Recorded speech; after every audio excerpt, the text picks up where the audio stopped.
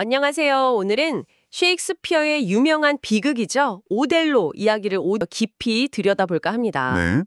모두가 존경하던 장군 오델로가 어떻게 질투심 때문에 나락으로 떨어지는지 그 강렬한 과정을 따라가 볼 텐데요. 그래서 오늘은 오델로가 어떻게 비극의 주인공이 되는지, 또 주변 인물들, 특히 이아고는 어떤 역할을 하는지 핵심 줄거리를 따라가며 이야기 나눠보겠습니다. 좋습니다. 먼저 이야기의 발단부터 살펴볼까요? 베니스의 장군 오델로가 원로원 이원의 딸 데스데모나와 비밀리에 결혼하잖아요. 네. 그런데 이걸 오델로의 부하인 이아고가 알게 되죠. 사실 이아고는 오델로가 자기가 아니라 카시오를 부관으로 임명한 것에 앙심을 품고 있었고요. 아, 거기서부터 복선이 깔리는군요.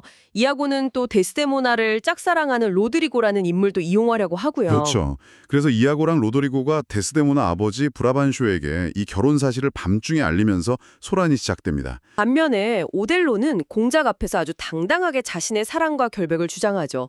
데스데모나도 마찬가지고요. 네. 결국 오델로는 터키 함대를 막기 위해 사이프러스 총독으로 임명되어 떠나고 데스데모나도 함께 가고요. 네.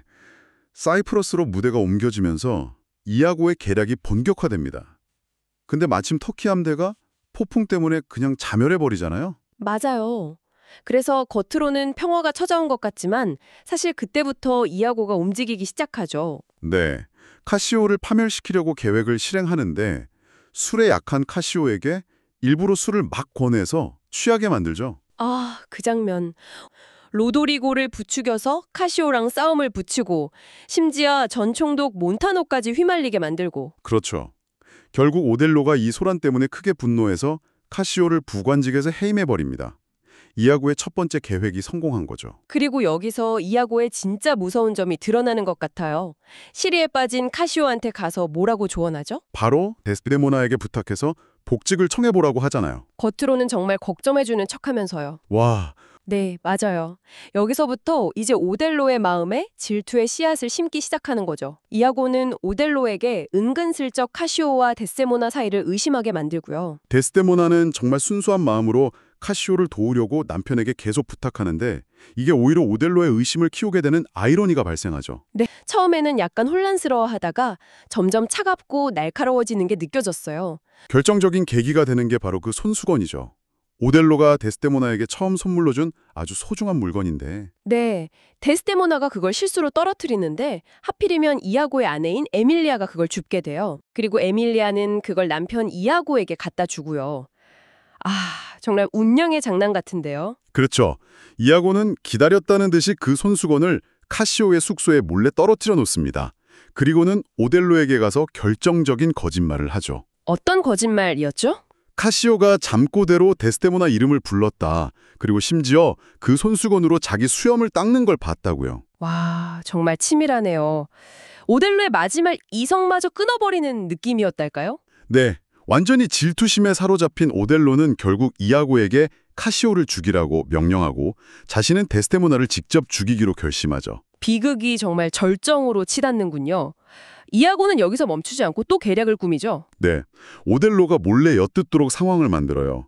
카시오가 자기 정부인 비앙카와 이야기하는 걸 듣게 하는데 오델로는 그게 데스데모나를 조롱하는 이야기라고 오해하게 만들죠. 심지어 그때 비앙카가 카시오에게 그 손수건을 돌려주는 장면까지 목격하게 되고요. 그렇죠. 결국 이아고는 노더리고를 시켜 카시오를 습격하게 하는데 일이 좀 꼬이죠. 네, 로더리고는 오히려 카시오에게 부상을 입고 결국 이아고가 뒤에서 카시오를 더 공격하고 입막음을 위해 로더리고까지 죽여버립니다. 정말 잔인하네요. 그리고 마침내 오델로는 침실로 가서 데스데모나를 네, 데스데모나가 끝까지 결백을 주장하지만 오델로는 듣지 않고 그녀를 목 졸라 살해하죠. 정말 처절하네요. 그런데 바로 그때 에밀리아가 등장하면서 모든 게 밝혀지기 시작하죠. 맞아요. 에밀리아가 죽어가는 데스데모나의 마지막 말과 오델로의 말을 듣고 모든 진실, 특히 손수건의 진실을 폭로합니다. 분노한 이아고는 결국 자기 아내인 에밀리아마저 죽이고 도망치려 하지만 붙잡히죠. 그리고 끝까지 침묵하겠다고 선언하고요. 오델로는 이 모든 진실을 알고 나서야 자신이 얼마나 끔찍한 잘못을 저질렀는지 깨닫고 절망하죠. 그리고 이아고에게 부상을 입히고요. 네.